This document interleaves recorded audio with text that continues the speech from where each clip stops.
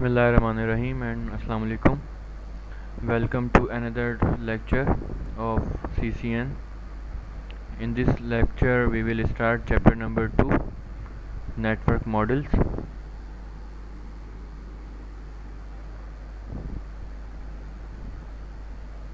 Starting with the very famous quote. This quote basically illustrates the key issue which this chapter explored. To destroy communication completely, there must be no rule in common between the transmitter and receiver, neither of alphabet nor of syntax. Edward Colin. इस coat से आपको क्या समझ में आया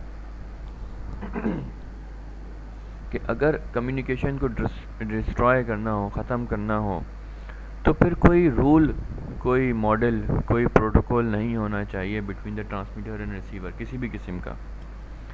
if there is no rule, हर कोई independent operate करेगा, तो फिर कम्युनिकेशन नहीं हो पाएगी। तो ये जो चैप्टर है, this chapter basically deals with the protocols and models, standard models and standard protocols use for the communication. सबसे पहले प्रोटोकॉल लेयरिंग का कॉन्सेप्ट समझना ज़रूरी है कि what is mean by protocol layering. हमने इस टर्म को, प्रोटोकॉल को चैप्टर 1 में भी देखा था कि in data communication a protocol defines the rules that both sender and receiver and all intermediate devices need to follow in order to be able to communicate effectively. यानी कि sender और receiver और बीच में जो भी डिवाइसेस आएंगी, उन तमाम डिवाइसेस को वो रूल्स फॉलो करने होंगे, तभी कम्युनिकेशन हो सकती है। तो इस प्रोटोकॉल को basically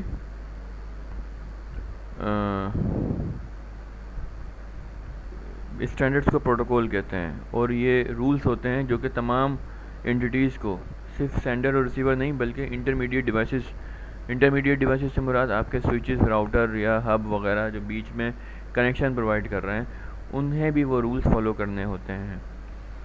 but what is mean by protocol layering? Protocol layering का सिंपल मकसद क्या होता है कि आप किसी भी टास्क को डिवाइड कर दें सब टास्क के अंदर या लेयर्स के अंदर। ठीक है, अब इट डिपेंड्स अपॉन द, और हर लेयर या हब, हर सब टास्क का कोई ना कोई रूल या कोई ना कोई स्टैंडर्ड होगा। ठीक है, तो प्रोटोकॉल लेयरिंग से मुराद एक बड़ी टास्क को डिवाइड कर देना छोटी टास्क में या लेयर्स के अंदर। अगर कम्युनिकेशन सिंपल है, for example just face to face है, तो it is not a complex task. ठीक है, it can be done via single protocol. एक ही प्रोटोकॉल के ज़रिए कुछ बुनियादी प्रोटोकॉल्स हैं जिनको हम फॉलो कर सकते हैं। यानी कि अगर मैं फेस टू फेस कम्युनिकेशन कर रहा हूँ, जो कि एक बहुत सिंपल प्रोसेस है, तो इसकी फर्दर डिवीज़न जो है ना इतनी रियलिस्टिक नहीं है। और दूसरा ये कि जो रूल्स हैं वो सिंपल हो सकते हैं। लेकिन अगर कम्युनिकेशन कॉम्प्लेक्स है तो फिर आपको एक तो लेयरिंग करनी होगी, उस कॉम्प्लेक्स टास्क को डिवाइड करना होगा, और फिर आपके पास मल्टीपल प्रोटोकॉल्स हो सकते हैं। तो इस कॉन्सेप्ट को प्रोटोकॉल लेयरिंग बोलते हैं कि आप एक कॉम्प्लेक्स टास्क को डिवाइड करेंगे सब टास्क में या लेयर्स के अंदर। हर लेयर या हर टास्क का कोई बेसिक मकसद होगा, कुछ कंट्रीब्यूशन होगी उस ओवरऑल काम के अंदर, और उस काम को करने के लिए कुछ प्रोटोकॉल्स या कुछ स्टैंडर्ड्स या कुछ रूल्स होंगे। तो एक सिंपल एग्जांपल लेते हैं सिंपल कम्युनिकेशन की।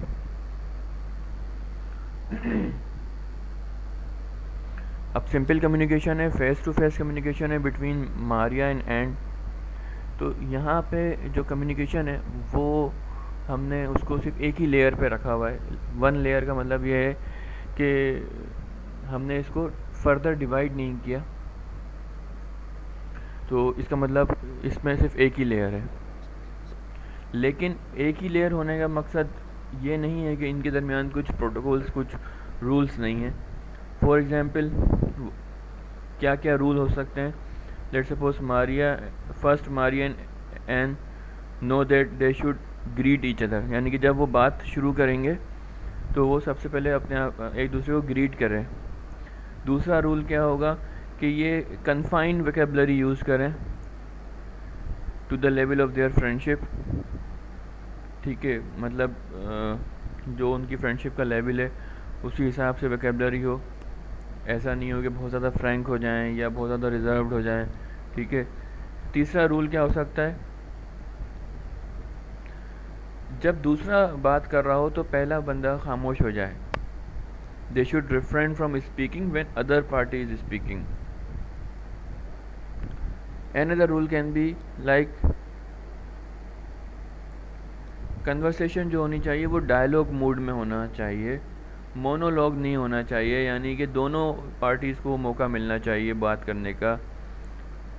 और जब ये बातचीत ख़त्म करें तो फिर ग्रीट करें या कुछ अच्छे वर्ड्स एक्सप्रेस करें और उसके बाद जो है ना इस कम्युनिकेशन को एंड करें। तो आपने देखा कि सिंपल कम्युनिकेशन थी, इसलिए लेयरिंग तो नहीं करी, मतलब इस कॉम्प्लेक्स टास्क को डिवाइड तो नहीं किया सब टास्क में, लेकिन सिंगल टास्क को भी फुलफ़िल करने के लिए कुछ सर्टेन रूल्स थे जो इन दोनों ने फॉलो किए कम्युनिकेशन को फुलफ़िल करवाने के लिए। अगर ये इनमें से इन रूल्स को फॉलो ना करें, सेम लैंग्वेज ना बोलें, ग्रीट ना करें एक दूसरे को बोलने का मौका ना दें, ठीक है, ऐसी लैंग्वेज यूज़ करें जो इनकी लेवल की बाउंड्री से आउट हो, तो फिर ये कम्युनिकेशन नहीं हो पाएगी। सेकंड केस क्या है कि कम्युनिकेशन थोड़ी सी कॉम्प्लेक्स हो जाती है। अब ये दोनों जो फ्रेंड्स हैं ये एक सिटी में नहीं है, बल्कि लेट्स सपोज दो अलग अलग सिटीज़ में हैं। अब ये कम्युनिकेट करना चाहते हैं, ठीक है, तो अब ये टास्क एक कॉम्प्लेक्स टास्क बन गई है। लेट्स सपोज ये रिटन कम्युनिकेशन करना चाह रहे हैं, तो अब हमने टास्क तीन जो है कैटेगरीज़ में डिवाइड कर दिया है। सबसे पहली कैटेगरी क्या है कि भाई रीड एंड राइट होगा। जो मारिया है या जो एन है, they have to read as well as on reception and write जब वो ट्रांसमिट कर रहे हों या जब वो इंफॉर्मेशन सेंड कर रहे हों। दूसरा लेवल या दूसरा काम क्या है, वो है इंक्रिप्शन या डिक्रिप्शन का। इंक्रिप्शन या डिक्रिप्शन का मतलब ये है कि वो अपनी इंफॉर्मेशन को सिक्योर भी करेंगे, क्योंकि यहाँ लिखा हुआ है उनकी बेसिक रिक्वायरमेंट क्या है कि वो पोस्टल मेल के थ्रू कम्युनिकेट करना चाह रहे हैं, क्योंकि अब वो दो मुख्तलिफ सिटीज़ में आ गए और वो चाह रहे हैं कि उनकी कम्युनिकेशन सिक्योर भी हो। तो ये तीन एजेंडा हैं इस कम्युनिकेशन के। एक तो ये कि वो दो अलग अलग सिटीज़ में हैं, दूसरा ये कि वो पोस्टल मेल यूज़ करना चाह रहे हैं, और तीसरा ये कि वो सिक्योर कम्युनिकेशन करना चाह रहे हैं। They do not want their ideas to be revealed by any other. Let suppose वो कोई बिजनेस टॉक कर रहे हैं, ठीक है, तो इस पूरी कम्युनिकेशन को 3 सब टास्क में डिवाइड कर दिया, जैसे कि रीड एंड राइट का एक टास्क, इंक्रिप्शन और डिक्रिप्शन का एक टास्क, और फिर सेंडिंग और रिसीविंग का एक टास्क। तो इस अप्रोच को हम कहते हैं कि हमने इस कॉम्प्लेक्स टास्क की लेयरिंग कर दी है। ये बिल्कुल ऐसे ही है कि मुझे एक पोस्टल ईमेल करनी है या एक ख़त भेजना है इस्लामाबाद HEC के ऑफ़िस, तो मैं क्या करूँगा कि मैं वो लेटर लिखूँगा, यानी कि मेरा काम लेट सपोज ये है कि मैंने वो लेटर लिख दिया। इसके बाद मैं जो है वो अपने अटेंडेंट को या पियोन को वो लेटर दूंगा कि भाई जाके आप ये पोस्ट ऑफिस को देकर आ जाओ, ठीक है जनाब। तो मेरा काम कहाँ पे ख़त्म हो गया, सिर्फ लिखने के ऊपर। पियोन ने वो लेटर लिया, उसको एनवेलप में फिल किया, एनवेलप ठीक है क्लोज़ करने के बाद वो पोस्ट ऑफिस देकर आ गया, ये उसका काम ख़त्म हो गया। वहाँ पे पोस्ट ऑफिस का काम शुरू हुआ, उसने वो लेटर रिसीव किया और वो लेट सपोज उन्होंने सेंड कर दिया इस्लामाबाद, ठीक है। तो यहाँ पे अब ये this is one possibility. Other possibility क्या है कि मैं लेटर लिखूँ, एनवेलप में उसको डालूँ और ख़ुद इस्लामाबाद जाऊँ और जो है वो जो भी मुताल्लिका ऑफिस है वहाँ पे वो लेटर दे दूँ। तो यहाँ इस एग्जाम्पल के अंदर मैंने लेयरिंग नहीं करी। लेयरिंग ना करने से जो है ना कॉम्प्लेक्सिटी और कॉस्ट बहुत बढ़ गई मेरे इस काम की, ठीक है। लेकिन अगर मैं लेयरिंग में कर दूँगा ये काम तो जो है it will be a very cost effective, ठीक है। और भी बहुत सारे फ़ायदे हैं लेयरिंग में जो है ना टास्क को डिवाइड करने के। अच्छा, ये जो 3 लेयर्स आपको नज़र आ रही हैं और यहाँ पे ये बता रहा है कि जो रिसीवर होगा उसकी भी 3 ही लेयर्स होंगी, ठीक है। उसकी आखिरी लेयर रीड एंड राइट कर रही होगी, ठीक है। उसकी सेकंड लेयर इंक्रिप्शन डिक्रिप्शन कर रही होगी, ठीक है। और आखिरी जो फर्स्ट लेयर है वो सेंड और रिसीव कर रही होगी। और इनका जो इनपुट आउटपुट है वो आइडेंटिकल होगा, यानी कि इसका इनपुट एक प्लेन टेक्स्ट है, इसने यानी कि जो आउटपुट दिया वो प्लेन टेक्स्ट है। प्लेन टेक्स्ट जो है ना वो इसको मिला तो साइफर टेक्स्ट जनरेट हो गया, और फिर साइफर टेक्स्ट जो है वो एनवेलप में गया और सेंड हो गया। इसको जो इनपुट मिलेगा इसने एनवेलप से लिया तो इसको वो साइफर टेक्स्ट की फॉर्म में मिलेगा, तो ये उसको अपनी इंक्रिप्शन डिक्रिप्शन वाली लेयर को दे देगा, वो इसको डिक्रिप्ट करेगा और प्लेन टेक्स्ट में आउटपुट देगा, और फिर इसका इनपुट प्लेन टेक्स्ट होगा, ठीक है। तो ये आइडेंटिकल ऑब्जेक्ट से मुराद ये है यहाँ पे कि जो हर लेयर है उसका इनपुट आउटपुट का जो फॉर्मेट है वो सेम होगा हर लेयर पे।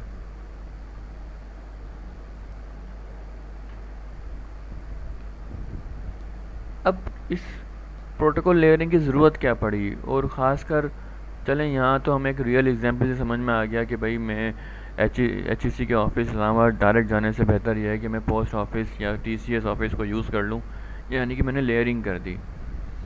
कम्युनिकेशन जब कंप्यूटर के ज़रिए हो रही है तो, और कंप्यूटर इतना एफिशिएंट है, तो फिर लेयरिंग की क्या ज़रूरत है।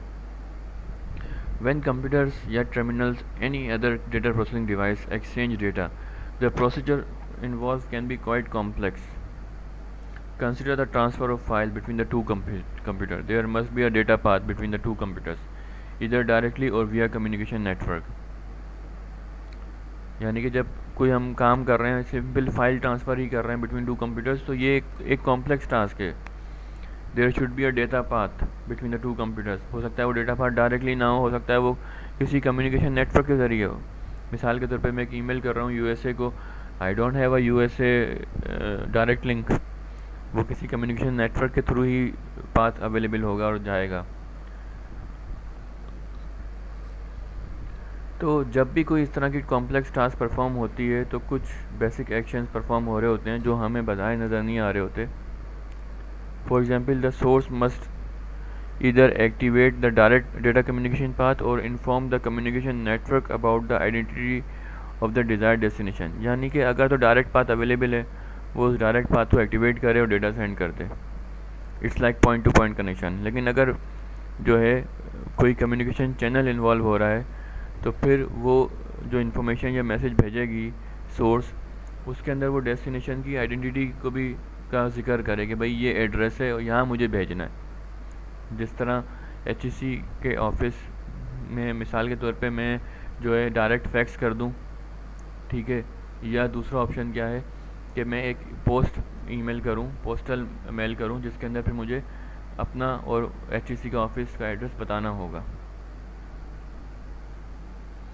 दूसरा काम क्या करता है सोर्स जब ट्रांसमिट कर रहा होता है, ये सारी बेसिक एक्शंस हैं, ठीक है। It has to make sure कि जो रिसीवर है वो प्रिपेयर है रिसीविंग करने के लिए डेटा, यानी कि पहले सिंक्रोनाइजेशन करेगा वो रिसीवर के साथ कि भाई आप अलाइव हो, आप एक्टिव हो।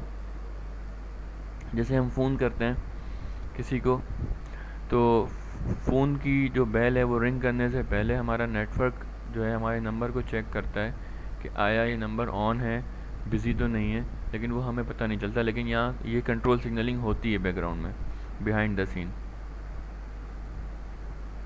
फिर क्या है कि आप फाइल ट्रांसफ़र कर रहे हैं तो फिर आपका जो दोनों सिस्टम्स हैं वो ये सर्टेन करें कि जिस फॉर्मेट में आप भेज रहे हैं वो फॉर्मेट वो एक्सेप्ट करेगा, अंडरस्टैंड करेगा। तो फॉर्मेट सेम होना चाहिए। अगर सेम नहीं है, मिसाल के तौर पे आप की जो इनकोडिंग है वो डिफरेंट फॉर्मेट की है और उनकी, तो you have to make sure कि आप इसको सही से ट्रांसलेट करें और उस फॉर्मेट में भेजें जिसमें रिसीवर रिसीव करेगा।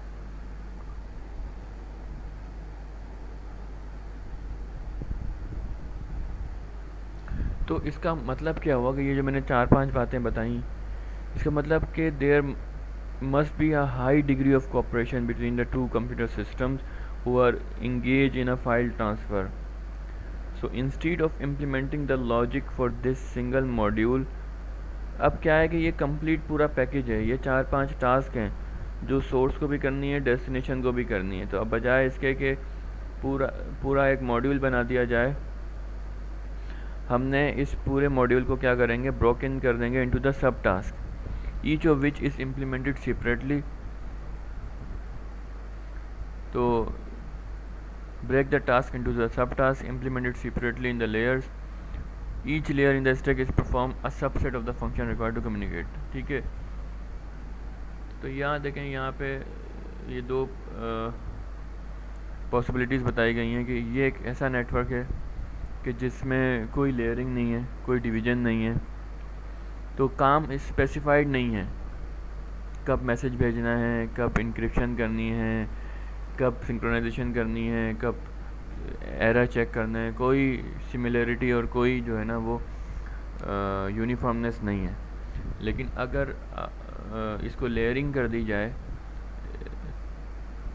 स्टेप बाय स्टेप चीज़ें डिफ़ाइन कर दी जाएं, तो जो है चीज़ें बहुत स्मूथ हो जाती हैं,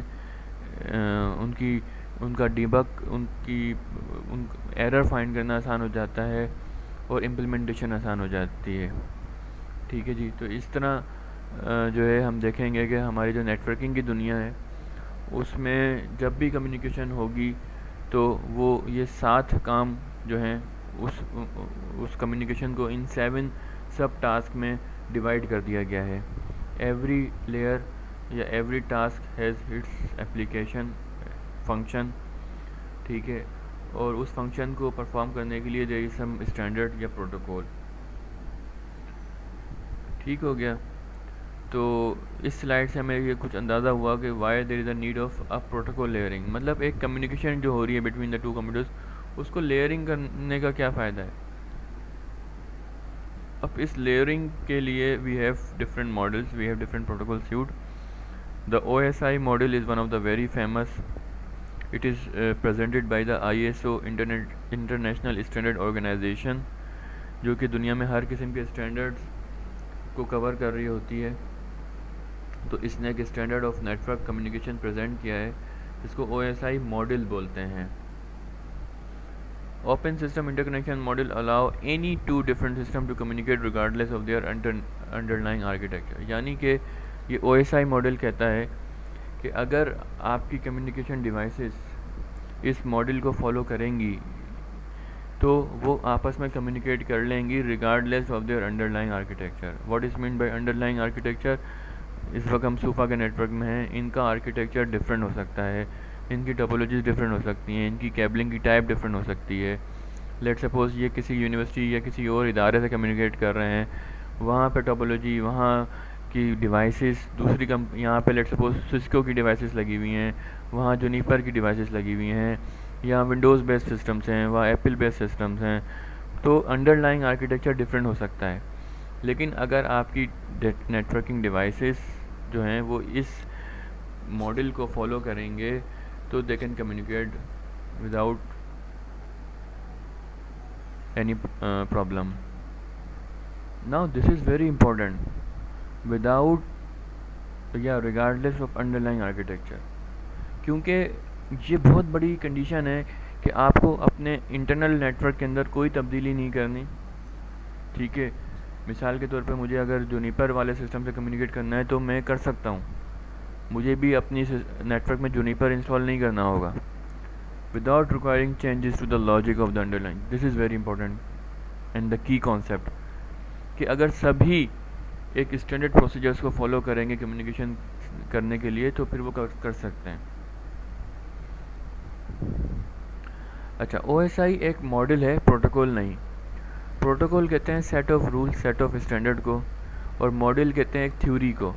तो OSI जो है ना is a sort of theory कि भाई जो कम्युनिकेशन होगी वो इन 7 स्टेप्स में होगी, 7 प्रोसीजर्स में होगी। हर प्रोसीजर का अपना एक फंक्शन है, अपना एक काम है, वो काम कैसे इम्प्लीमेंट होगा वो प्रोटोकॉल बताएगा। मिसाल के तौर पे मैं कहता हूँ कि भाई हम दोनों या हम जो स्टूडेंट्स एंड टीचर्स हैं they should speak the same language, तो ये एक प्रोसीजर है।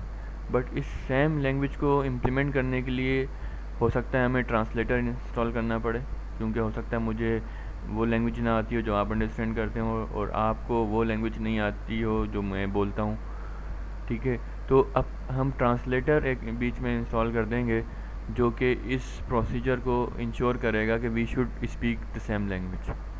लेकिन अंडरलाइंग आर्किटेक्चर हमारा डिफरेंट है। आप फ्रेंच समझते हैं और मैं इंग्लिश बोल सकता हूँ, लेकिन अगर हम इस प्रोसीजर को फॉलो करेंगे कि we should speak same language, तो फिर हमें ट्रांसलेटर यूज़ करना पड़ेगा बीच में। वो क्या करेगा, वो ऑपरेटिबिलिटी प्रोवाइड करेगा। बहरहाल, तो translator is an example of the procedure कि we should speak the same language.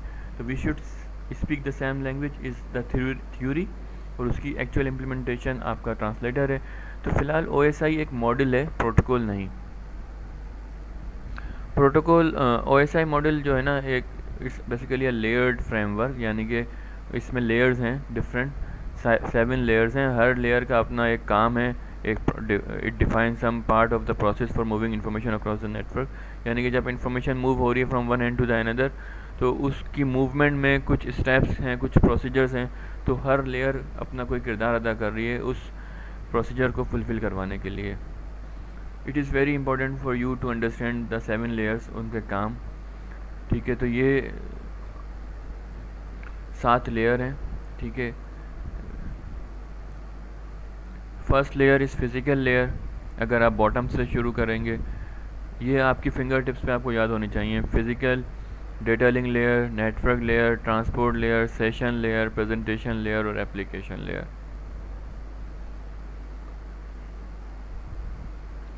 Now what is mean by protocol data unit, और हर लेयर का प्रोटोकॉल डेटा यूनिट क्या है। इससे ऊपर क्या है यहाँ पे,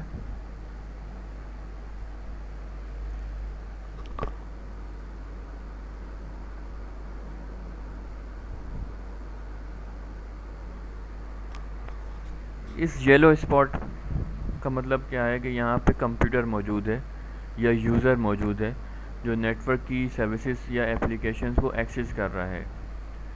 तो the very first layer application layer, इसका काम अभी हम आगे फर्दर डिटेल में देखेंगे, लेकिन इसका काम इंटरफेस प्रोवाइड करना है, एक प्लेटफॉर्म प्रोवाइड करना होता है ताकि यूज़र जो है वो नेटवर्क की सर्विसेज को एक्सेस कर सके। मिसाल के तौर पे मैंने जो है वो इंटरनेट ब्राउज़र ओपन किया और www.youtube.com लिखकर एंटर कर दिया। My browser is not the application layer, ठीक है। लेकिन जब मैंने ये www.youtube.com लिख के एंटर किया तो दिस क्रिएट्स अ मैसेज, ठीक है।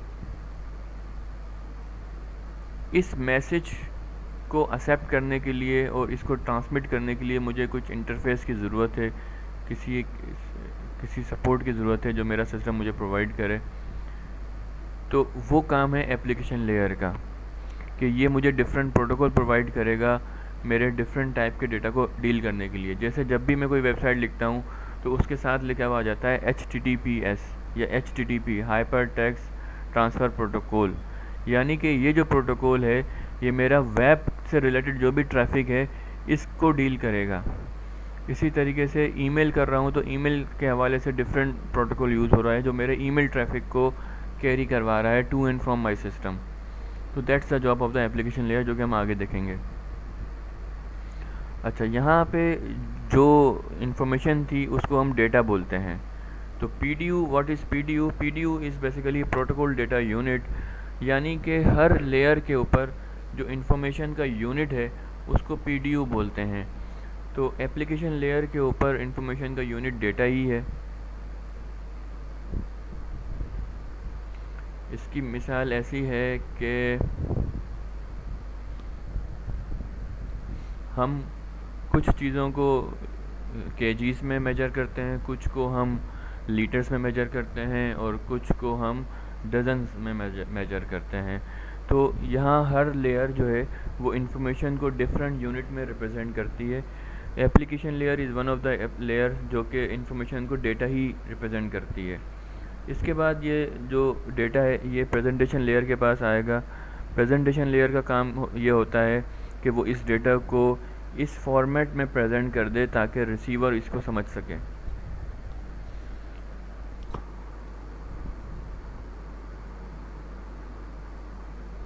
एप्लीकेशन, प्रेजेंटेशन और सेशन लेयर तक जो डेटा यूनिट है, जो पीडीयू है, वो डेटा ही कहलाता है। सेशन लेयर का काम सेशन इनिशिएट, सेशन को मैनेज और सेशन को टर्मिनेट करना होता है, जिसको हम सिंक्रोनाइजेशन भी बोलते हैं। शुरू में मैंने आपको बताया था कि source have to make sure कि रिसीवर जो है वो अलाइव है, ready to receive the information है। तो इस चीज़ की इंश्योरिंग करे कि भाई सिंक्रोनाइजेशन जो है वो क्रिएट करे। इसके बाद फिर ये डेटा जो है वो ट्रांसपोर्ट लेयर पर आ जाता है। ट्रांसपोर्ट लेयर जो है वो इस डेटा को सेगमेंटाइज कर देता है, ठीक है, या मैसेज में ड्रॉप कर देता है। इन्फॉर्मेशन थी पूरा इन्फॉर्मेशन था, डेटा था, उसको डिवाइड कर दिया। अब उस डिवीज़न के जो चंक्स बन गए हैं उनको मैसेज या सेगमेंट बोला जा रहा है। तो सेगमेंट या message is the PDU of the transport layer. फिर वो मैसेज या सेगमेंट लेयर नेटवर्क लेयर के ऊपर आते हैं और नेटवर्क लेयर उनको मज़ीद डिवाइड कर देता है। और फिर वो लेट सपोज जो सेगमेंट की डिवीज़न हुई या मैसेज की डिवीज़न हुई, तो वो जो एक डिवीज़न है उसको पैकेट बोलता है। यानी कि डेटा है, डेटा डिवाइड होकर बहुत सारे सेगमेंट्स बन गए और बहुत सारे सेगमेंट फर्दर डिवाइड होकर पैकेट बन जाते हैं। तो नेटवर्क लेयर का जो पीडीयू है वो पैकेट है। बहुत सारे पैकेट मिलकर एक सेगमेंट बनाएंगे और बहुत सारे सेगमेंट मिलकर डेटा बनाएंगे, ठीक है। मैं उल्टा भी चल रहा हूँ, सीधा भी चल रहा हूँ। फिर एक पैकेट जो है वो फर्दर डिवाइड होगा बहुत सारे फ्रेम्स के अंदर। फिर बहुत सारे फ्रेम जो हैं वो डिवाइड हो जाएंगे बहुत सारी बिट्स के ऊपर। फिर बहुत सारी बिट्स से एक सिग्नल बनेगा और वो ट्रांसमिट हो जाएगा। तो ये पूरा प्रोसीजर है। 7 लेयर्स हैं, हर लेयर के अपने अपने काम हैं। इस स्लाइड में मैंने आपको एक तो 7 लेयर्स के नाम बता दिए और पीडीयू का बता दिया कि what is mean bye PDU. PDU is a protocol data unit of each layer basically. तो ये भी आपको लेयर्स के नाम भी याद होने चाहिए और ये भी याद होना चाहिए कि हर लेयर पे पीडीयू क्या है। मिसाल के तौर पे ऑरेंजेस हैं, वो कराची में डज़न के हिसाब से फ़रोख्त होते हैं, हैदराबाद में वो किलो के हिसाब से फ़रोख्त होते हैं, ठीक है। तो हैदराबाद में ऑरेंजेस का पीडीयू केजी है, यहाँ पे पीडीयू जो है वो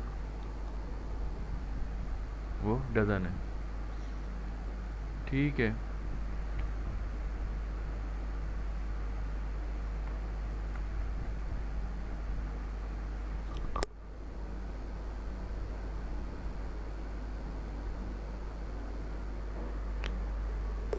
अच्छा, ये जो स्लाइड है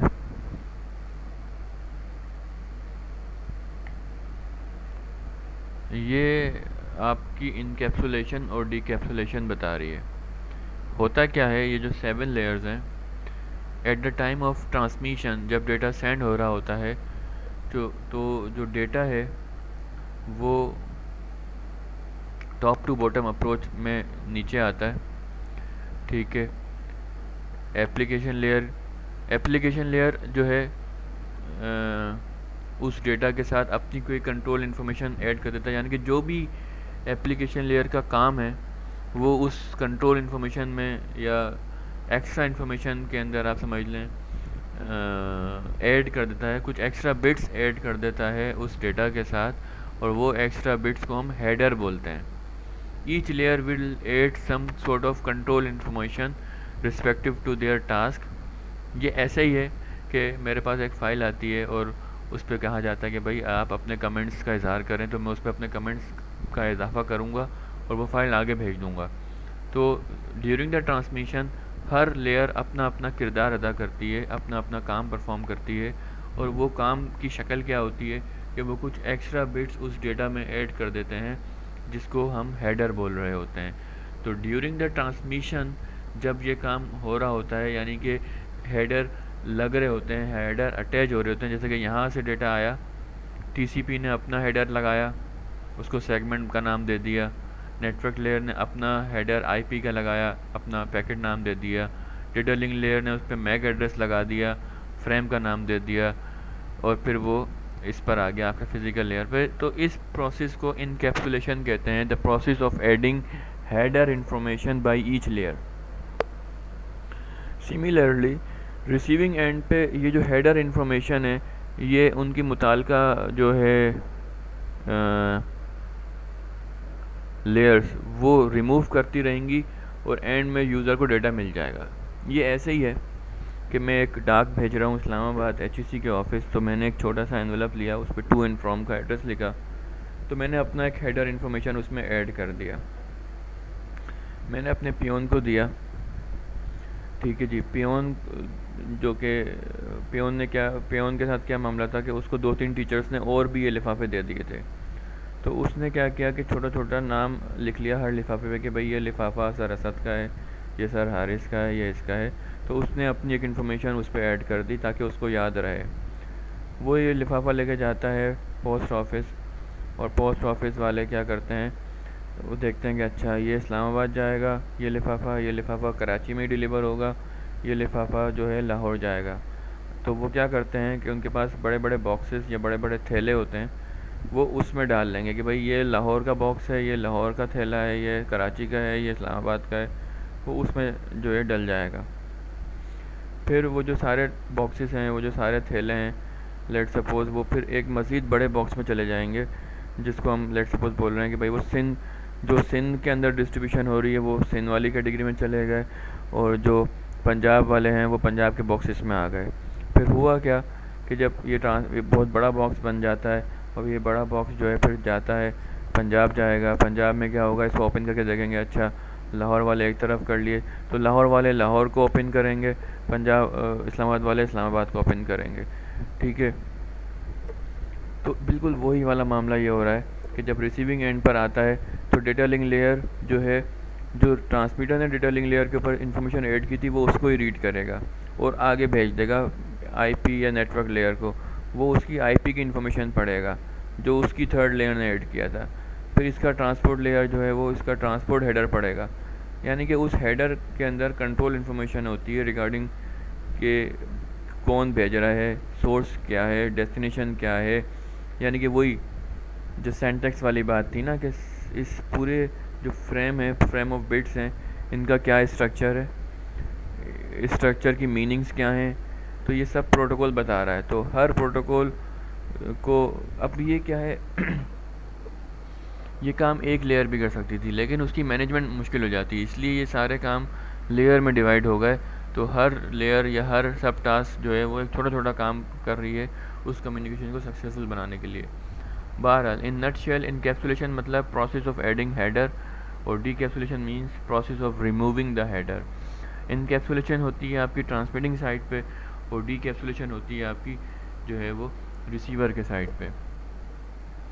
अभी हमने पढ़ा था OSI model. Another very important जो है वो जो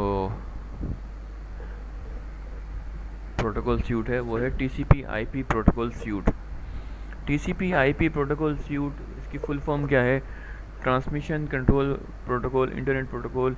it's a protocol suite. Protocol suite कहते हैं सेट ऑफ प्रोटोकॉल्स को organise in a different layers and it is use in the internet model. So what is the difference between protocol and model. हमने OSI के बारे में देखा था कि OSI एक मॉडल है, और मैंने उसको जो है एम्फेसिस करके बताया कि ये मॉडल है, प्रोटोकॉल नहीं है। मॉडल का मतलब होता है OSI ने एक थ्योरी दे दी कि भाई 7 लेयर्स में आप कम्युनिकेशन को डिवाइड करेंगे।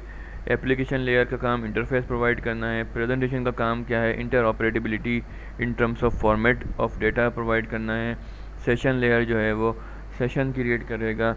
ट्रांसपोर्ट लेयर जो है वो रिलायबल या अनरिलायबल कम्युनिकेशन प्रोवाइड करेगी। नेटवर्क लेयर का काम IP एड्रेस प्रोवाइड करना होता है। डेटा लिंक लेयर का काम फ्रेम या मैक एड्रेस प्रोवाइड करना होता है। फिज़िकल लेयर मतलब मुख्तलिफ लेयर्स के मुख्तलिफ काम जो हम आगे मज़ीद डिटेल में देखेंगे वो डिफ़ाइन कर दिए, इम्प्लीमेंटेशन की बात नहीं करी। It's like abstract, model is like a abstract, it won't talk about the implementation. But TCP/IP is a protocol suite. It's the actual implementation of the task defined in the OSI model. Her task के against उसका एक protocol है, जैसे कि application layer interface provide करेगा तो we have HTTP, we have file transfer protocol, we have SMTP mail transfer protocol. तो these are the protocols that implement the functionality of the application layer। तो इस तरह मुख्तलिफ लेयर्स मुख्तलिफ़ protocols की layers को हम TCP IP प्रोटोकॉल स्यूट बोलते हैं। फ़र्क क्या है कि यहाँ हर लेयर के काम को इम्प्लीमेंट करने के लिए प्रोटोकॉल बताया जा रहा है कि ये काम इस प्रोटोकॉल से होगा। OSI आपको जस्ट थ्योरी बताता है। तो TCP IP is a hierarchical protocol suite that is made up of interactive module, each of which provide a specific functionality.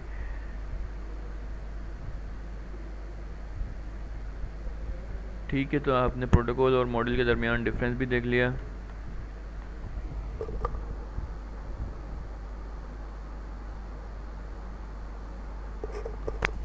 और ये हिरारिकल होता है। हिरारिकल का मतलब क्या होता है कि लेयर्स होती हैं, जैसे कि हमने यहाँ देखा, ये भी एक हिरारिकल मॉडल है ना, एप्लीकेशन लेयर। हिरारिकल का मतलब ये होता है कि एप्लीकेशन लेयर जो है वो सर्विस प्रोवाइड करेगी प्रेजेंटेशन लेयर को, प्रेजेंटेशन लेयर जो है वो सर्विस रिसीव करेगा एप्लीकेशन लेयर से और सर्विस प्रोवाइड करेगा आगे सेशन लेयर को। तो लेयर्स जो है ना वो सर्विस प्रोवाइड भी करती हैं और रिसीव भी करती हैं to and from the neighbouring layer. तो एक हिरारिकल फैशन में काम कर रही होती हैं सब। और अगर हम OSI मॉडल से कंपेयर करें TCP को, तो TCP प्रोटोकॉल स्यूट के अंदर जो है ना वो 5 लेयर्स हैं। और इसकी थोड़ी सी हिस्ट्री पे बात कर लेते हैं कि how this protocol suite come up. तो it's basically a result of a research and development conducted on the packet networks by the ARPANET that is funded by the Defense Advanced Research Project Agency, and it is generally referred to as the TCP/IP। तो यहाँ आपको OSI models नज़र आ रहा है, layers नज़र आ रही हैं, application, presentation, session, transport, network, data and physical. यहाँ आपको TCP मॉडल नज़र आ रहा है, जिस पे मैंने कहा कि इसमें जो है वो आपकी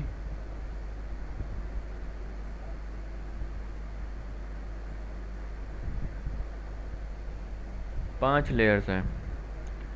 जो एप्लीकेशन लेयर, प्रेजेंटेशन लेयर और सेशन लेयर्स की जो एक्टिविटी थी, जो उनकी फंक्शनैलिटी थी, वो TCP/IP के अंदर एक ही लेयर या वन ग्रुप ऑफ प्रोटोकॉल जो है ना वो इस चीज़ को इम्प्लीमेंट कर देता है, जिसको हम एप्लीकेशन लेयर बोलते हैं। 3 लेयर्स जो हैं, top 3 layers of the OSI are covered by the single layer that is application layer. Then we have SAM, transport, network, data link layer and physical layer. But TCP/IP is not just the name of the layer, it is actually the protocols. तो वो protocols यहाँ नज़र आ रहे हैं कि application layer की जो functionality, जो थ्योरी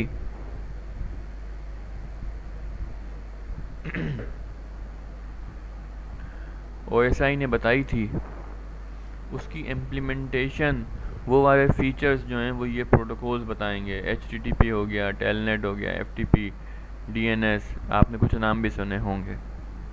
इसी तरीके से ट्रांसपोर्ट लेयर हम आगे देखेंगे उसकी फंक्शनैलिटी क्या है। अभी तक तो हमने फंक्शनैलिटी के बारे में भी नहीं जाना ना, ठीक है। तो उसकी इम्प्लीमेंटेशन, ये 2 बहुत फेमस हैं, TCP और UDP प्रोटोकॉल्स।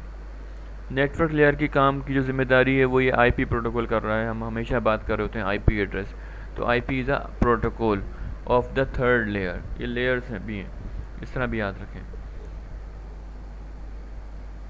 अच्छा, कुछ प्रोटोकॉल्स यहाँ भी लिखे हैं डेटा लिंक लेयर और फिजिकल के लिए, जैसे कि ईथरनेट।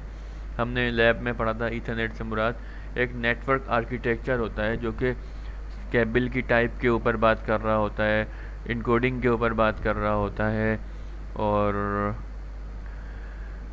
एक्सेस मीडियम के ऊपर बात कर रहा होता है, तो मुख्तलिफ़ चीज़ों पे बात कर रहा होता है। तो जो फिज़िकल और डेटा लिंक लेयर की जो है इम्प्लीमेंटेशन है वो इन लेयर्स, इन प्रोटोकॉल्स के थ्रू हो सकती है। लेकिन यहाँ एक लाइन लिखी है कि ये प्रोटोकॉल फिक्स नहीं है, यानी कि जो TCP/IP है ना वो आपके नेटवर्क के ऊपर बात नहीं करता कि आप अपने नेटवर्क में टोपोलॉजी कौन सी यूज़ करेंगे, नन ऑफ द बिजनेस। आप अपने नेटवर्क में केबल की टाइप कौन सी यूज़ करेंगे, नन ऑफ द बिजनेस, ठीक है। आप अपने नेटवर्क के अंदर एक्सेस मीडियम कौन सा यूज़ करेंगे, टोकन रिंग वाला होगा या वो कंटेंशन बेस्ड होगा, none of the business. That's why it is लिखा हुआ है कि up to the underlying network architecture. ये जो प्रोटोकॉल्स हैं ये TCP के प्रोटोकॉल्स नहीं हैं। टीसीपी के प्रोटोकॉल मासूम नेटवर्क लेयर से शुरू होते हैं। एक आईपी है, एक टीसीपी, एक यूडीपी और ये एप्लीकेशन के प्रोटोकॉल जस्ट नेटवर्क लेवल के ऊपर, यानी कि within your network architecture TCP specify no any specific rule. लेकिन वो कहता है, यानी कि हुआ क्या वो कह रहा है कि आप अपने नेटवर्क के अंदर तो आपकी जो भी मर्ज़ी आप कर लो, लेकिन अगर आपको नेटवर्क से बाहर आना है तो आपको आईपी ही यूज़ करना पड़ेगा, नेटवर्क टू नेटवर्क कम्युनिकेशन। यानी कि मैं सूफा के नेटवर्क में होते हुए स्टार टोपोलॉजी यूज़ करूं, विंडोज़ का ऑपरेटिंग सिस्टम यूज़ करूं, cable type optical fibre use करूं, कोएक्सियल, मुझे टीसीपी इससे कोई वास्ता नहीं है। लेकिन अगर मुझे टीसीपी को यूज़ करना है और मुझे इस नेटवर्क से कम्युनिकेशन करनी है बाहर, यानी कि लेट सपोज किसी दूसरी यूनिवर्सिटी, दूसरे ऑफिस, तो मुझे आईपी का प्रोटोकॉल यूज़ करना पड़ेगा। यहाँ पे उसने ये लाइन नहीं लिखी कि depending upon the underlying architecture. इसमें ईथरनेट के अंदर मैंने आपसे बात की कि भाई टोपोलॉजीज़ हैं, मैक का एड्रेस हो जाता है फिज़िकल एड्रेस, एप्पल का सिस्टम होगा उसका मैक एड्रेस का फॉर्मेट डिफरेंट होगा, विंडोज़ का होगा उसका ऑपरेटिंग सिस्टम का उसका जो मैक फॉर्मेट है वो डिफरेंट होगा। तो every architecture has a different MAC address, different underlying architecture. लेकिन when it comes to network communication और अ ग्लोबल कम्युनिकेशन, यानी कि अगर आप चाहते हैं कि दुनिया का हर सिस्टम एक दूसरे के साथ कम्युनिकेट कर दे, तो जब वो अपने नेटवर्क से बाहर कम्युनिकेट कर रहा होगा तो वो ये सारे प्रोटोकॉल को फॉलो करेगा। यहाँ से सारे फॉलो करना है ये, ठीक है जी। तो OSI मॉडल, TCP का मॉडल और TCP का protocol suit. TCP is a protocol suit, not the model. Model का मतलब जस्ट थ्योरी है, उसकी इम्प्लीमेंटेशन इन प्रोटोकॉल के थ्रू होती है। और इस पोर्शन में ये दिखाया जा रहा है कि डिवाइस कौन कौन सी काम करती हैं। अगर हम फिज़िकल लेयर की बात करें तो जो फिज़िकल लेयर की फंक्शनैलिटी है वो हब या रिपीटर प्रोवाइड करती है। डेटा लिंक लेयर की जो काम है वो आपका स्विच या ब्रिज कर रहा होता है। नेटवर्क लेयर का जो काम है आईपी एड्रेस को देखना, आईपी एड्रेस के ज़रिए राउटिंग कराना, वो एक राउटर कर रहा होता है, या लेयर 3 स्विच जिसको बोलते हैं। बाकी ये जो सारी एक्टिविटीज़ हैं ट्रांसपोर्ट और एप्लीकेशन लेयर, ये सारी तकरीबन सॉफ्टवेयर बेस्ड होती हैं और ये आपका एंड स्टेशन या होस्ट देख रहा होता है। बल्कि होस्ट को बोला जाए तो host is capable of operating on all the layers. अब इसको सम अप करते हैं। एक होस्ट, एक कंप्यूटर, एक वर्क स्टेशन सातों लेयर्स पे काम करता है।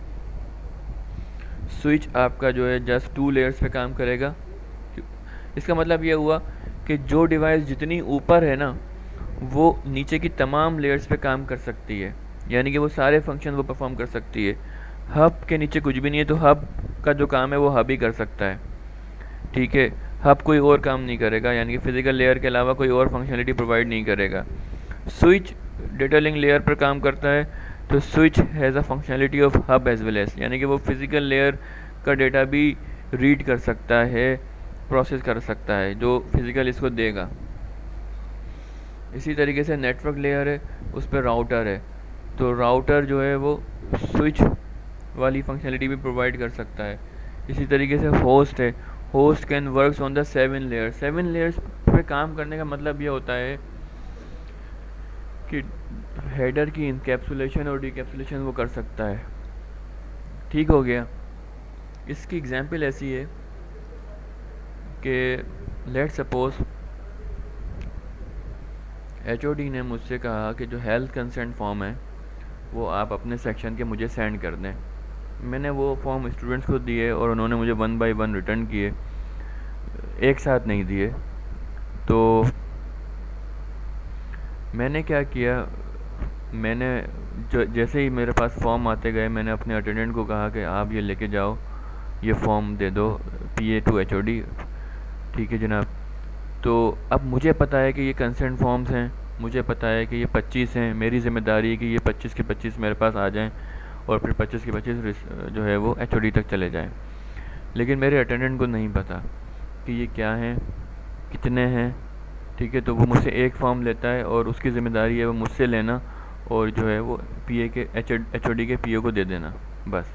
यानी कि जो उसका जो फंक्शन है, उसकी जो लेयरिंग है वो कम है। लेट सपोज वो सिर्फ एक ही लेयर पे काम कर रहा है, 2 लेयर्स पे काम कर रहा है, लेकिन मेरी जिम्मेदारी है कि भाई मैं स्टूडेंट से भी ले रहा हूँ, अटेंडेंट को भी दे रहा हूँ, तो ये भी मेक श्योर कर रहा हूँ कि वो अटेंडेंट जो है वो पीए को दे दे और फिर पीए जो है वो एचओडी तक पहुँचा दे। इस तरह मैं इन 25 के 25 भाई एक्टिविटी प्रोवाइड करूँगा।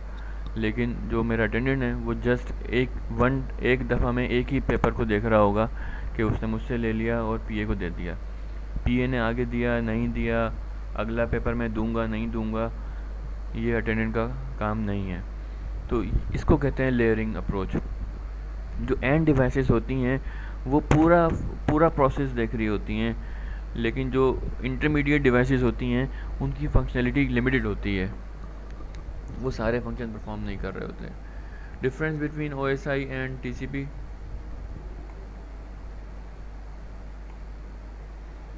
अच्छा जी, OSI इतना सक्सेसफुल नहीं रहा क्योंकि वो सिर्फ एक थियोरेटिकल मॉडल है, तो जो एक्चुअल इम्प्लीमेंटेशन है वो TCP की है पूरी दुनिया के अंदर। तो हम TCP को ही पढ़ेंगे, लेकिन हम सातों लेयर्स को पढ़ेंगे actually. This is an example of a TCP IP wide spread use. Transmission control protocol जो है, transmission control protocol, internet protocol is a hot protocol on the market this days because it is a protocol of the internet and internet based technology. यानी कि दुनिया में जो भी internet use कर रहा है, it has to use this protocol. TCP has become the protocol of the choice for the Windows, Linux and Novell network and for the devices from the vendors such as Cisco. ठीक है जनाब।